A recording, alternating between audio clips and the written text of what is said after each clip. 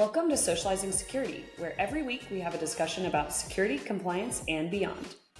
Our goal is to learn and grow by socializing each week's topic with each other, our guests, and with you. A quick compliance note, this podcast is meant for informational purposes only and should not be considered legal or regulatory advice. We're glad you've joined us, and we hope you'll learn along with us.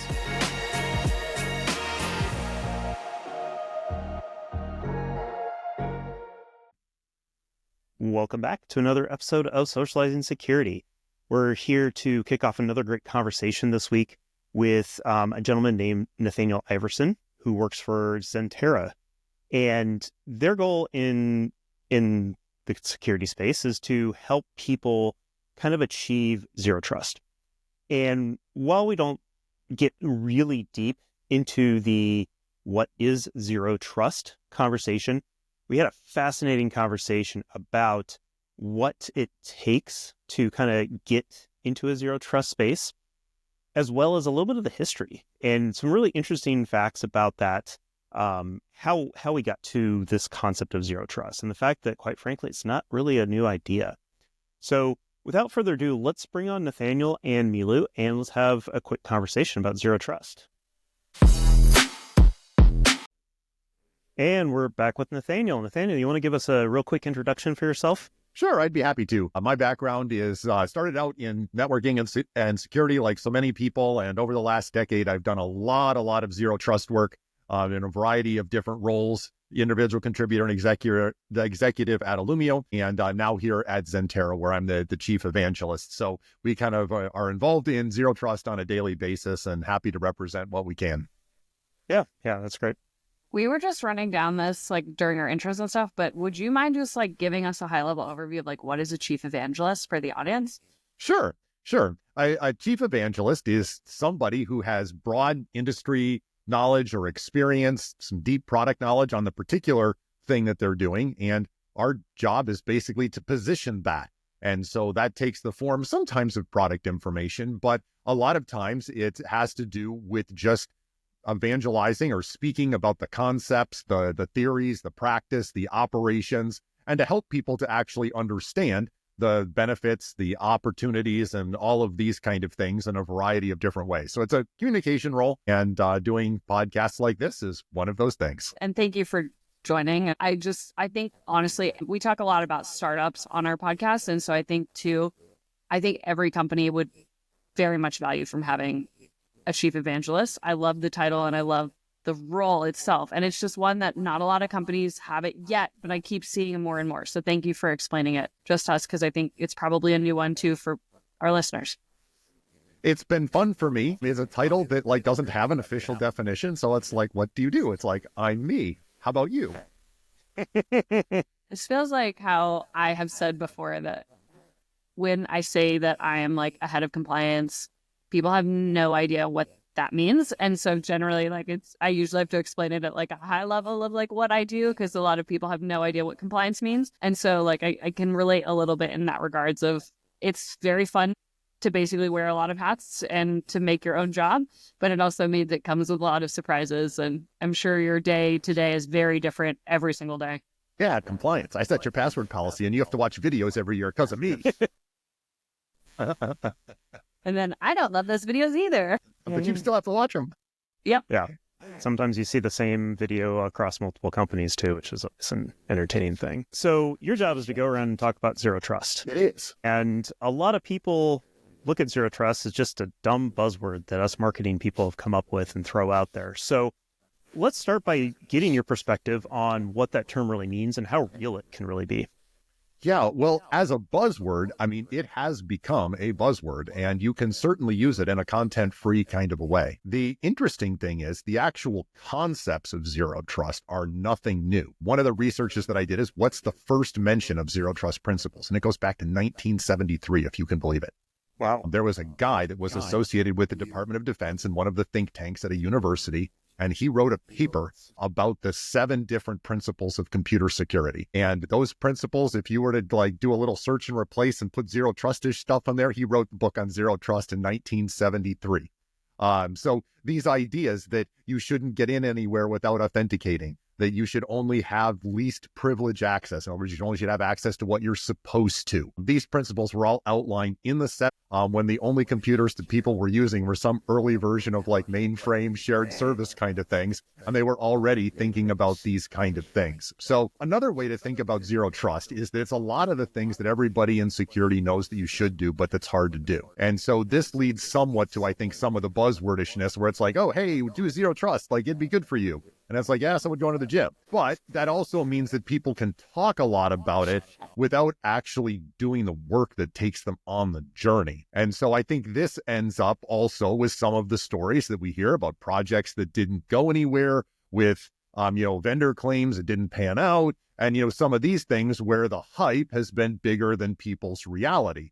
And that's because if you actually do the things that are most important in computer security, it's going to involve real work. It's probably not just going to be deploying an app or pushing a button and, now we have zero trust. It's not really that way. It's a application of a way of thinking. I'm really glad that you brought it back to the history of zero trust, especially with the 1970s, because it's actually amazing timing with the privacy movement was also around that time as well. The Privacy Act in the US came out in 1974. And so there was a lot to be done and said about the right to privacy as well as the right to security. Were kind of, those things were starting at the same time with the technology boom really starting to take off.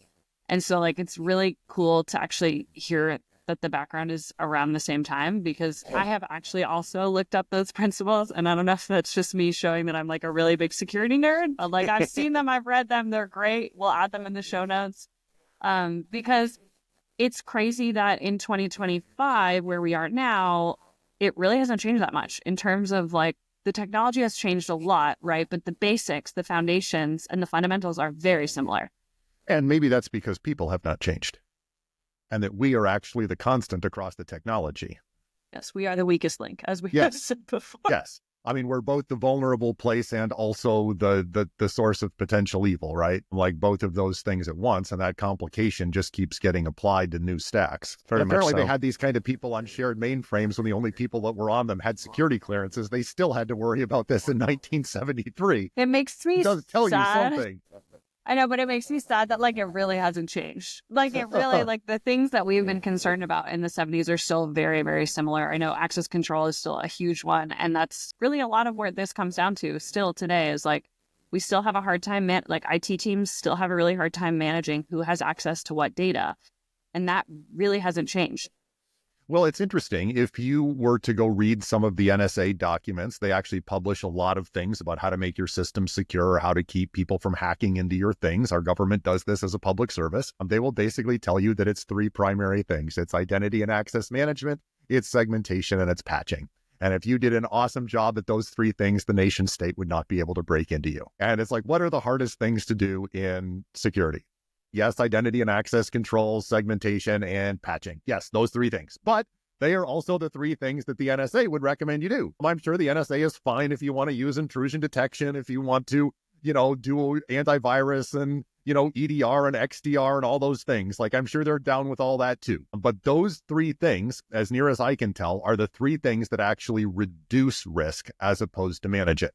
If you actually improve your identity and access controls and how you map that into permissions, you have reduced your downside risk. If you segment your network, microsegment, use the word of choice, but if you make tighter barriers than your firewall, you're going to have less exposure. And if you patch your systems, well, there's a vulnerability that no longer exists. And so, these three things are three things that actually eliminate risk. They don't manage it like an IDP. Like an IDS or something like that, you're managing risk. Can I reduce it by inspecting things or having things on a system? XDR is the same, helps manage risk, wouldn't want to be without it. But there are three technologies that actually reduce risk. Yeah, and I like that focus on risk when we talk about cybersecurity because, even selling zero trust, I'm sure you would agree with the statement of it's not a matter of if, it's a matter of when, because when you consider things like normal accident theory, when you talk about the complications of our environments, inevitably you only have to lose once. And, these are turns of phrase we use all the time to try to communicate the fact that you can't just defend. You can't just build the bulwark up and pray that's going to work. Bigger, better firewalls, smaller firewalls throughout the environment, they're never going to completely eliminate the risk. So you've got to reduce it. You've got to manage it. And I've always liked that focus on it because, to your point, that's how you need to prioritize whatever changes. Okay, I need to improve my identity. I need to improve my defenses. Which one's going to reduce the risk the most with the least effort? Yeah, it's an important thing because if we start where Milu does with compliance, like we're going to educate people. We're going to tell them, don't click on that link. Don't do the thing. And we're going to send them test emails and see if they do click on the link. And then we're going to give them more training and make sure they still don't click on the link. Whoa. But all that said, and we're obviously going to have our security team that's going to like install XDR and antivirus and all the other things so that if someone does click on the link, it's probably going to get caught like super fast, hopefully. But what's a breach? A breach is when none of those things work. Like a breach is when it's past your firewall, it's past your XDR, it's past your antivirus, it's past your IDS, it's past all your stuff. Whatever stack you run with 15 or 20 different things in it, a breach is when that happens. And so at that point, you're really faced with a moment of extreme clarity, which is usually what do they want to get to? And all of a sudden, everybody knows what their crown jewels are. It doesn't matter if you have a big business, a small business, if you're a school, if you're a hospital, if you're a manufacturing facility, a financial trading firm. At the moment where somebody's in the network, you're immediately thinking of 3 to 5 systems that you most don't want them to get to. And then the very next question out of some manager's mouth is, can they get there? And this kind of points out, kind of some of the priority goals of a zero trust implementation, in my opinion. There's a lot of things that you could do, but if you could start to answer that question, if somebody was in your environment and they were past your normal stack and you suddenly became aware of it, where would you not want them to go and what would you not want them to do? If you can sort out how to answer those questions, you will have made a massive amount of meaningful progress towards reducing the risk of your most important stuff. So I have to point out a common theme that keeps coming up in these conversations, which is you need to know what you have and you need to know what's most important. And most people do, because a thought exercise like that does clarify the mind. No. It turns out that like we don't want our print servers hacked. We don't want the secretary's laptop hacked, but we are a whole lot more concerned about the main SAP implementation, the patient medical records, the pharmacy billing application. Like there are things that we would know are just more important. So I think we at Socializing Security might say, and I'm going to speak for Brian and I, that asset management is something that most companies don't do well. They don't. They know where their most critical assets are. I agree with you. But it's the ones that are less critical that I sometimes think are riskier because they don't necessarily care and they're easy vectors in. I am sure you're right. I had a CISO once, tell me our product has some nice visualizations. So you can actually see the network traffic of the things that you're trying to protect. And so this gives you some ability to look at it and say, is this good or bad before I let it into, the chamber? And that's all wonderful. And I had a CISO tell me, Nathanael, I don't think you understand what the value of your product is. I was like, okay, like try me. Like I think I'm supposed to, but maybe I don't, And he said, actually, the number one thing you give me is you give me visibility into the stuff my staff doesn't know about. He said exactly your point that my biggest risk is the stuff that no one's paying attention to. And if you help surface that, you're actually doing me a solid. So, it's an interesting point, but to the thing that like some people have tried zero trust or didn't seem to get very far. One of the things I'd suggest is you might have started too big. And that's where like, if you may not know all your assets, your CMDB is only 40% accurate and you're perfectly normal. It's safe. We can all admit that here. But if that is the case and you do know where your critical assets are, why not do something for those 3, for those 5, for those 15? Because that list isn't 50. Yeah. I love where that's headed just because I'm like, I have so many thoughts too, just from like an organizational risk perspective. I love the idea of if you want to go for zero trust, start small, start with the biggest, like the baddest things and expand from there. Because I agree with what you're saying, where I think a lot of companies are like, we're going to be zero trust and we're going to do it in this amount, we're going to do it in 3 months and we're going to go big or go home. And then they burn out. and then it And this doesn't is the go long well. history, not only of security projects, but giant infrastructure projects in general. SAP transitions for 400 Alex, right? Like, these are also really hard things. When you set the success at like boiling part of the ocean, it turns out to be very energy intensive. Yeah, and one thing that I've found is urban planning suffers from the same thing. Like, big, giant developments are dangerous to the health of a city in a lot of ways, whereas smaller incremental development, like we saw pre-World War II, actually makes cities a lot more resilient, particularly financially speaking. But It's kind of the that's a internet. topic It's for a kind of the different- internet itself, right? Like, let's distribute it in some way, and you get some resilience out of it. But I think, the interesting thing is you can always choose to go big. Like, say you secure your 3 most critical things. First of all, that would be huge because most people haven't done it. Like, that would actually be a happy day for the CISO to go report that to the board, that we reduced your connection risk and east-west attack spread by 80% on the 5 most critical applications. That'd be noteworthy. But you could then decide we want to do the next 100. And you would actually have an idea of what that means and whether it's a realistic goal. Yeah, and that's the incremental concept. As you do one, you learn from it, and then you move on to the next thing based on what worked, what didn't work. And even if you want to put a big lofty goal out there, what's the first thing we do with any big project is we break it down into subcomponents so that we can slowly, incrementally work our way up to that bigger goal. And so knowing where you're headed is important. I don't disagree with that. Like, yeah, we need to lock down our identity and we need to do all these other things. But knowing how to get there, you don't necessarily need to know the entire map. You just need to start biting off small chunks, and you will get there eventually, as long as you keep at it. I think what's so interesting about this is this ties into some of the other conversations that we've had where like you would have to to do zero trust well, you need to have this as a top-down approach, because for this to be like an organizational goal, like it needs to be on that list of like the company's goals. And whether, again, it's a couple teams that are going for it, it impacts every single person, right? Because suddenly they might have to change their login or how they're accessing certain systems, right? Like it impacts every single employee, contractor, honestly, system. So it has to be at the highest level, because otherwise, like 3 months in or 6 months in, people are going to get tired and they're going to focus on the next new shiny thing.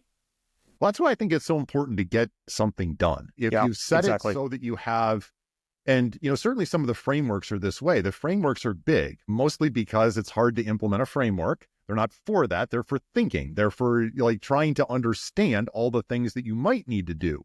And if you try to do them all at once, unless you have a very big staff, it's going to be hard. But take off some of the hard work. Like, I think that many organizations during the pandemic, what's the first thing they did? They did identity and access management projects, right? Like Okta blew up as a company. Yeah. And that was like, it was something that not a lot of people had done anything besides AD. So it was a gaping hole. And it was something that there was good software for, and it was seen as tractable. Like, it was finally okay to do. There's some companies that have done some amazing things with patch automation in the last couple of years. And so some organizations are now running 90% or better patching. Like, that wasn't true 15 years ago, but you can get there today if you use the right software. And segmentation was near impossible. It took us 15 years to write our firewall policy, says every firewall admin everywhere. And yet there are now approaches that have some automation to help make that easier, and ways with microsegmentation and other technologies that are not only making it easier, but even letting you do it at finer grain. And so, people are doing projects in all of these areas and actually finding success. And I think that's something that, these ideas might have been out in the water in 2012, but people weren't being successful with this. Yeah, and in some cases you need a reason to focus on it, and having a distributed workforce forced a lot of companies to think about that for sure. Well, and just the reality of the market. I mean, a story that I can tell without, any names. In a major city, there were 2 law firms, both very large. So think, 200, 300, 400 lawyers. So these are substantial firms in an office tower in downtown city. And one of these firms did a full zero trust segmentation project, and the other firm did not. Both were hacked. One of them, it got on 3 machines and was gone. and the other one, they took over the whole company, exfiltrated all the data, had all of the client files. And the end of the story is that the one firm actually had to close under that business name. They had lost so much reputational trust. I mean, they're lawyers. And if they don't have their clients' trust, what do they have? And it was that severe. And obviously this story plays out in public schools. This, I think, is just something that there's been a sea change, is that the boards of little tiny school districts in, Southern Alabama or another rural place in Illinois, the people on that board, one of their businesses got hacked last year and they got ransomed for $500,000. And so there's people in places that you wouldn't think are thinking cybersecurity thoughts. They're actually thinking cybersecurity thoughts because it's not something that's just confined to Pfizer. It's not something that's just confined to Bank of America. It's something that affects a lot of different sized organizations. How many Midwest hospitals have been ransomed over the last year? It's a number bigger than zero. Yeah, municipalities as well. Yeah, I think what you just explained, specifically that story of those two law firms, I think that is such a great case study for any security professional or compliance professional, IT professional that's trying to get budget approval with their management team, whether they are a CISO at the highest level or an IT manager that is trying to get some security tooling in place, right? Because unfortunately, you do really need tools these days. It's really hard to do it on your own. And there are, as we've talked about, there are excellent tools out there, and some of them are cost effective. Some of them are spendier. We're lucky that we're seeing some fluctuation now that there is the entry point, as opposed to it used to be just very cost prohibitive. Yes. Yeah. So I love that story. I think I'm hopeful that those that are listening that need that budget, because it's really hard to get spend approval for security and compliance, IT spend. It is, because at the end of the day, it's not always immediately apparent how it comes to the top line, but it is also usually apparent that if normal operations suddenly ceased for 2 weeks, that would also be very bad. And you could put a money on that. And if there are people in your industry that have had that experience, the chance is not zero. Yeah. And again, I think having those personal connections to making those business risk decisions, we've already talked about it earlier in this episode, of just how you get the business case for a risk, and having those types of conversation, having high-level conversations with your executive team about what it will cost in the worst case scenario is one of the most effective ways to get spend approval, whether that's immediate or being we can't afford this right now. When can we pay for this? Because it's going to cost the company this amount of money if we have a data breach. And it's really, really hard to put a price on a data breach. I've tried with many companies and it's very hard. Certain companies are more risk tolerant than others. So how much it's going to cost, they'll be I think it's $1 million. Other companies will be I think it'd be 10 million. It also has stuff to do with how much data they have and how sensitive is it, right? So I love the idea of having those justifications at the highest level, because it just needs to be a top-down decision maker. It's interesting commitment. When senior management understands the value of the data, the conversation gets very different. I've had the opportunity to work with some of the largest banks and some of the largest technology, kind of SaaS companies in the world. And the reputational loss of certain data breaches would immediately be billions of dollars of stock value that would go down in 5 minutes. Sorry, I'm giggling over here because I had a feeling you were about to be your 10 million sounds like. Well, and it's interesting because if you talk to the security leaders of those companies, they're actually not as concerned about the price of something. They're actually concerned about whether it adds something meaningful to the stack. Because every vendor is going to say, oh, my stuff's shinier than the next guy's, my UI is just a little bit more blue than yours. And surely if you had it, you'd be fine. And they're more I don't really care if it costs me an incremental, million, 5 million, but what are you categorically reducing that I have not already done? You need to answer that question. And so the bar actually gets higher in some of those places, not for money, but actually for, can my staff operationalize this and get the benefit you claim? And I think that's a bar that, we in the vendor community have to be held to, honestly. Yeah, I think there's a lot of good drivers out there for it. One thing I do want to go back to, you mentioned earlier was, zero trust journey. Like it's a journey to get there. And so to me, that invokes all sorts of kind of analogies and ideas and ways to think about that. So things like, is there an endpoint? Like, do you have a final goal where you're like, cool, we're done with zero trust, let's move on?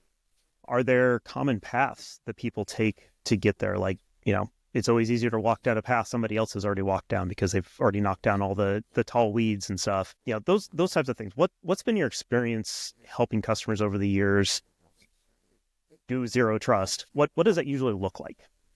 Yeah, I think I'm going to give you a framing comment, and then I'm going to kind of take the journey a little bit with you. The framing comment is this: many of the best things you can do in security don't have to be perfect to still work. Yes. And very much of security, if you think about it more from a probabilistic sense than a high priesthood, I'm right and pound the table, you can get a lot further in life. And I'll give you an example. Something like, if you were to take a technology like microsegmentation, man, we could control everything with firewalls down to the port and process on every machine. That's the promise. Fair. Okay, do you need to do that in order to get 80% of the value? You do not. In fact, how many processes, like if you're a company that has 10,000 machines, how many TCP ports are you using? 10 million? 25 million? I don't know. Yeah. Probably. It's a lot. So that's a lot. And if I have to be perfectly right about all of those things, this gets to some version of the Gordian knot. Like now we're signing up for a journey that probably you definitely can't get to the destination. Like that's a destination that's probably a bridge too far. So that's an interesting thing. But if you were able to confidently say, I've reduced the east-west movement paths by 85% across the whole organization or across my most critical things. Compared to today, that's massive. And it probably means that you're very survivable in one of these horrid breach things that we're talking about, that somebody gets past your stack. And so I think from a framing perspective, one of the most important things is to realize in this case, the standard high priesthood of security is always interested in perfection, because we know that if our rules are just tight enough, no one would ever be able to violate them. And yet that journey becomes impossible. It's asymptotic. Yeah. I mean, it's the classic, the last 20% is 80% of the effort to get to 100%. If you can even... But in some cases, getting to the 80% is doable. And I've seen many people like, whoa, it's just too hard, because they're looking at the last 20%. It's like, no, sign up for the first 80. So let's talk about that first 80 and like keep it in the realm of like things that most people can and should do. Thing number one, most people should do an IAM project if they haven't in the last 6 or 7 years. If you're a laggard in that space and you haven't done something with Okta or really tightened down your AD permissions, you probably need to do that. You need to look at jump hosts and some of these things for your admins and make sure that you don't have one credential that's being used globally to log into all your systems. Like, these things are just huge gaping holes that you can solve with a couple months and a little bit of pain and some crabbiness from your admins, but it's a journey that really you ought to do. That's something that has tractable, easy benefits for you to take down. The second one is I would look at some kind of patching automation. Patching is virtually impossible if you're going to have humans go out and manually download and install all the patches. You need some kind of automation. There's good things out there from a variety of vendors. I'm not here to pitch any one of them, but there are companies that will get you to above 90% patch compliant without anybody manually installing anything. And that kind of effort is just a destination that if you're still doing manual patching, you're probably in the 20 or 30%. And getting above 90 just means those are all those vulnerabilities that you will never be hacked by. It's just a good journey to take. And the other one that I'll leave you with, keeping to my big three of the three things that the NSA says will reduce your risk, is for segmentation, set yourself some manageable goals. And I would say that if you want to go port and process across your whole data center of 10,000 things, that's not a manageable goal. But if you went ahead and put some chambers or some protection around your 20 most critical applications, you're going to remove about 80 to 90% of the way they could get compromised just by doing that. This is a journey you can take in a couple months. I would love it if you do it with the company that I work for, but there are other companies that you can do this with. And if you take that journey, you can be done in 3 or 4 months. It's a 90-day objective for a team. And I think these projects done in that kind of a way, these are all ways that you can get meaningful progress. You can reduce massive amounts of risk and actually get somewhere on the journey. Yeah, that's a great way to lay it out. It ties back to a lot of the things we said about doing it incremental and biting off small chunks and just get something done, build momentum. I mean, these are all classic project management things. So any of us that have done any sort of project management know that that's how you keep things moving when you've got a big rock to move, is you just chip away at it and you eventually get it down to nothing. So I love that. I think that the final question I want to ask is around the organizational aspect of things. I know with a lot of these kind of conceptual projects, if you will, that we talk about, app modernization being a big one that gets talked about. It's not just a technology change, it's an organizational change. Responsibilities change. People sometimes have to change the way, obviously people are change the way they do work. That's kind of a given, but they may have to change the nature of their work. Like I may not have to focus on managing servers anymore. What do you typically see in that space? I do see this because especially for security, there's people that are used to, say, doing firewall rules. There's usually a whole team of them working in network security somewhere. Sometimes they work for the CISO, but often they work in the networking group, right? And they do firewall rules all day long. Well, there's ways to do segmentation, for example, that just don't involve writing firewall rules. And so it's not hard. Any of those people are plenty bright enough to do it, but it's going to be different. And so who are the people that are going to do that work? And it's the same in other disciplines as well. That's just, one example. But I would say that these are all things that need a champion, and they need an executive champion. There needs to be somebody that can stand up in a staff meeting and argue for the budget, argue for the people, and defend the progress. And I will also say that when you go to implement your zero trust controls for the first time, the staff is going to freeze. And for a very good reason. What's the first rule of IT and security? It's the Hippocratic Oath. Do no harm. Like if you take down workloads in prod in the middle of the day, you're going to have a bad afternoon. Yes. And everybody knows that. Nobody wants to. And there's a lot of process in place to make sure that doesn't happen. But when you go to put your zero trust controls in for the first time, you change logins, you change the segmentation, you update all kinds of system software.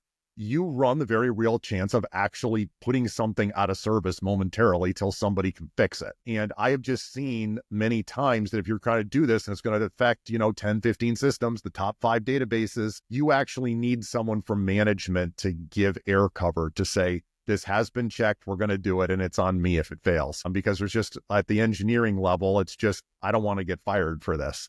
And so I would just say, for those of you listening to the pod that are managers and directors, there's part of this that's you. Like, it's your opportunity to shine. There is a job for IT leaders, and it's not related to running a keyboard, and it's a critical role that actually must be done well for these kind of changes to be able to take effect in the organization. Yeah, 100%. it needs to be frictionless, which is hard. It's really hard to do. Yes.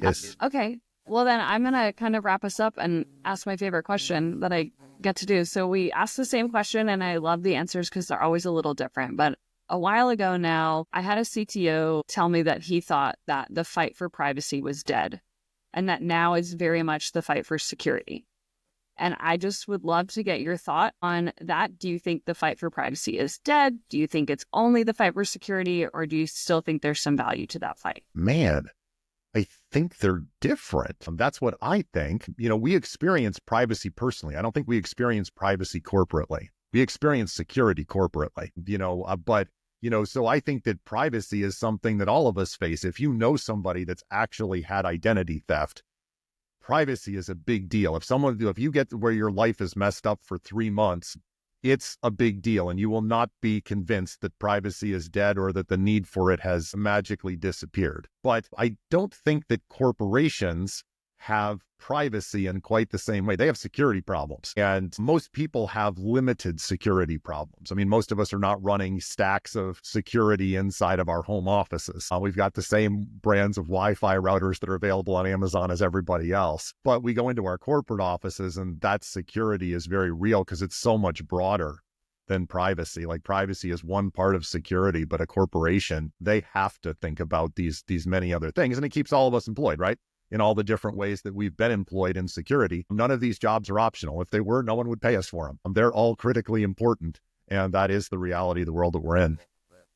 I think that's a great answer. And I think I agree with you in the sense that I always say that we're actually really good at our corporate security and we're terrible with our personal security, which really implicates our privacy. I've had many conversations with close friends trying to convince them to use password managers based on the fact that I'm like, where are your credit cards stored? Like, what are we, like, how are you buying stuff on Amazon? Like, and I try to bring it home to them because like I've had many conversations just with people because they're like, oh, well, it's so annoying. It feels like work because it is set up properly at work, which is why it feels like work. But it's actually, I'm like, I care way more about my personal credit cards being stored securely than I do about my work stuff, you know? And like, I think all of us feel that way. Well, it has more immediate damage to your life. It's like, I can't buy groceries as opposed to, I can't answer email for the next 3 hours. Oh, no. Yeah, exactly. Yeah, that was great. I really enjoyed that. So I think we'll end it there. Nathanael, any last thoughts you want to share and maybe let people know how they can contact you if there's further conversation they'd love to have with you? Yeah, I'm easy to get a hold of. You can easily look me up on LinkedIn. That's an easy way to get me wherever you are. Obviously, I can be found at Zentera as well. You can visit our website at zentera.net, and I'm easily available there. So I think that'll be easy ways for people to get in touch with me. And the final words that I'll give you are just start. If you haven't started, start. There's ways that you can get something done in the next 90 days. Maybe it'll take 6 months. You need to sell it internally for 90 days. Is okay.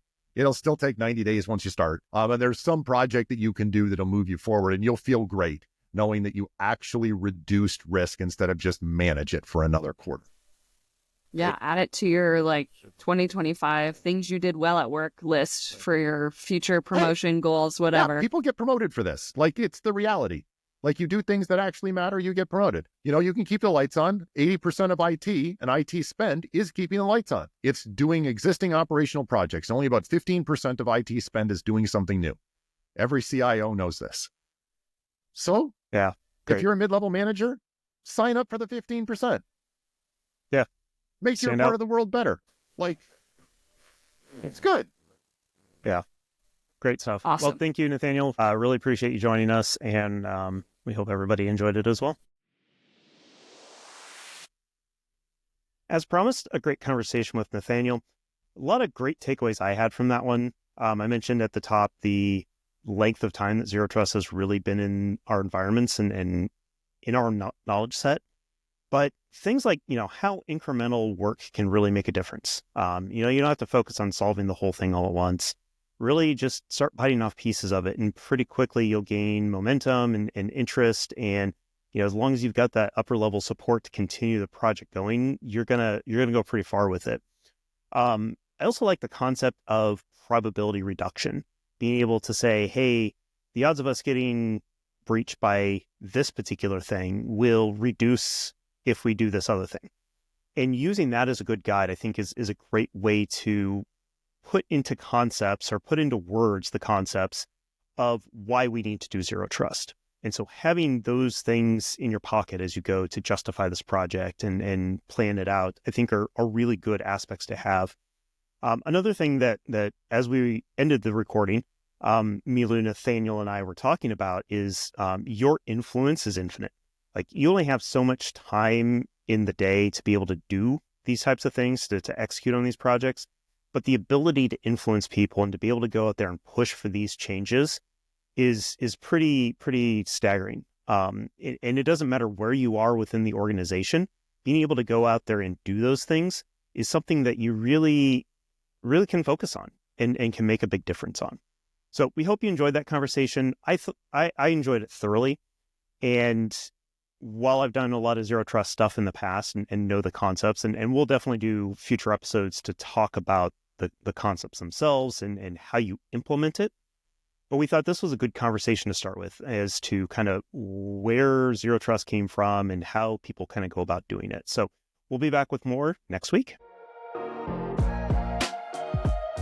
Thank you for joining us for another episode of Socializing Security. We hope you learned a thing or two with us. If you'd like to continue socializing with us on this topic or have feedback, we'd love to hear from you on LinkedIn or social media. Just search for Socializing Security. Or you can email us at info@socializingsecurity.com. Until next time, stay social and stay secure.